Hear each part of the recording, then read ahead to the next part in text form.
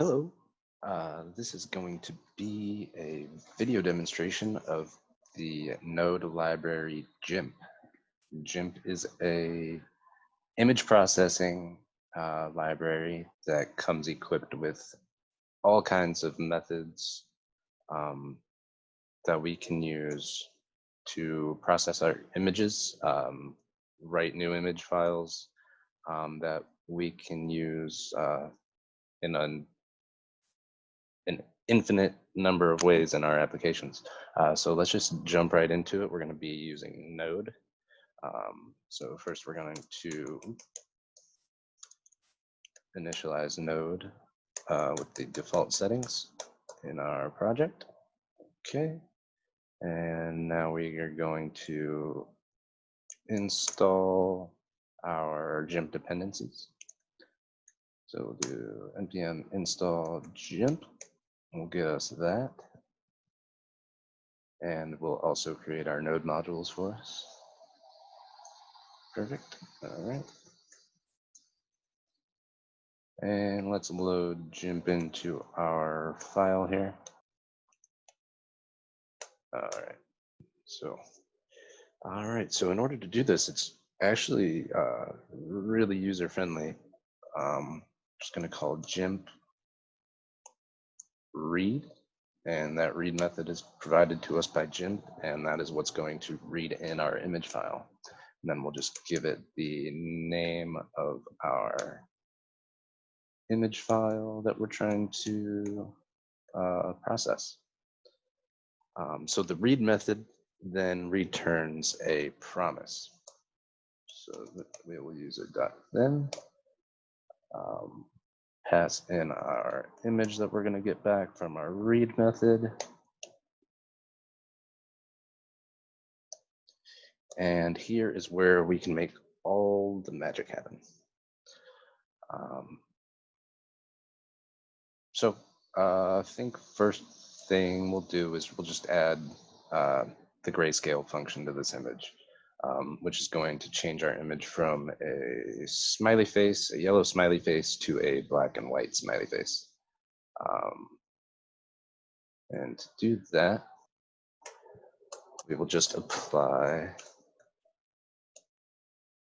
the grayscale function provided to us by Jimp.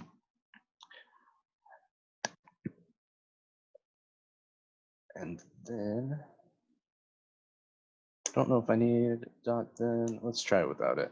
And then well, I'll show you what happens. So let's run that. As you can see, nothing is going to happen because we're not writing our file. We have no way to write our file.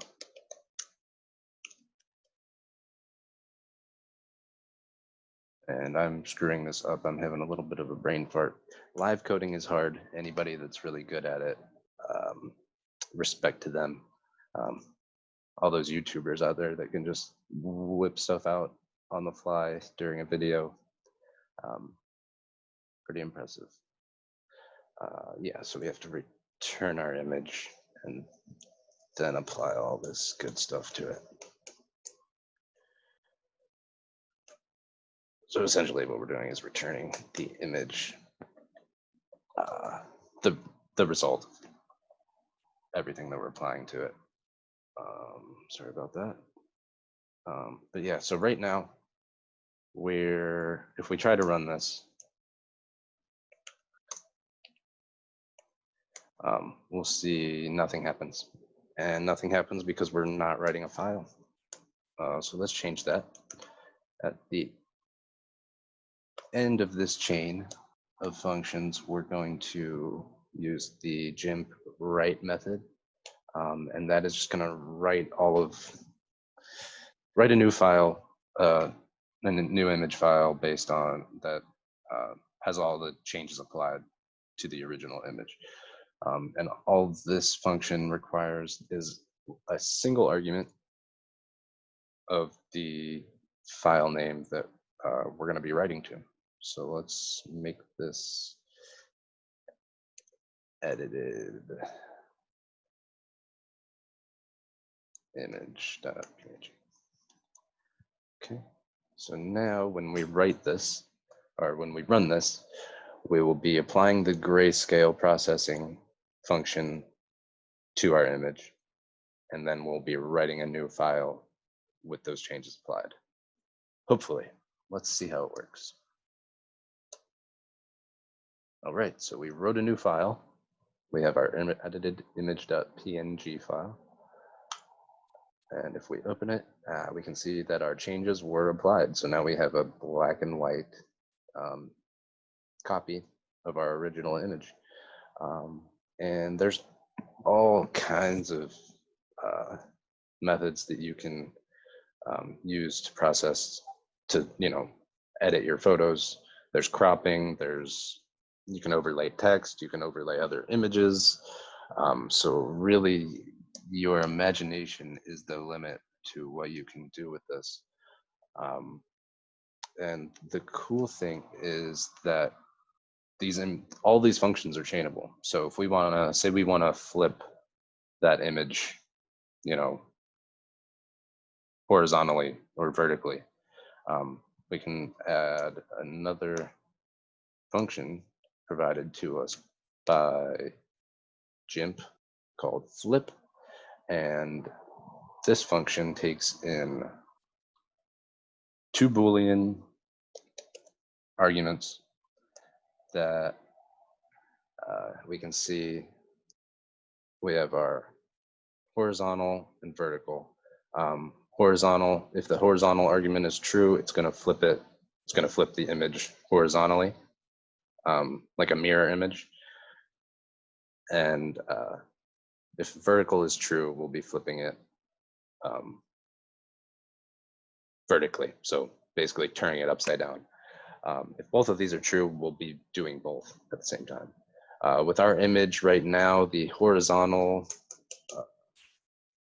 argument, we're just going to keep false, because if you look at our image, flipping it horizontally is not going to change anything. So it'll just confuse us as to why it didn't work when it actually did. But we'll make the vertical argument true. And now when we run this, we're going to get a black and white image that is now flipped upside down.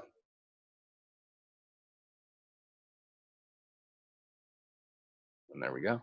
You can see and you can see when we write a file, we're overwriting any file that's already named.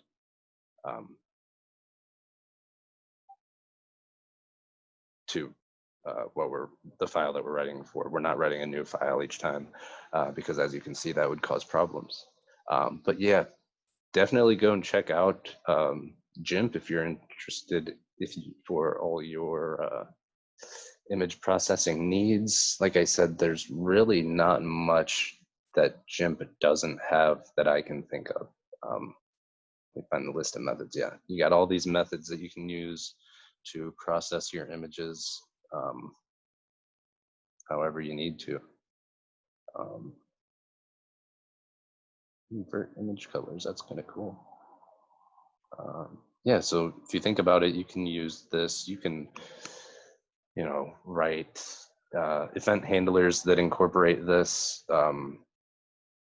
Really, my mind's going kind of fast thinking of all the use cases for this. But yeah, definitely check it out. It makes things a lot easier. Resizing images can become a lot easier with the resize function.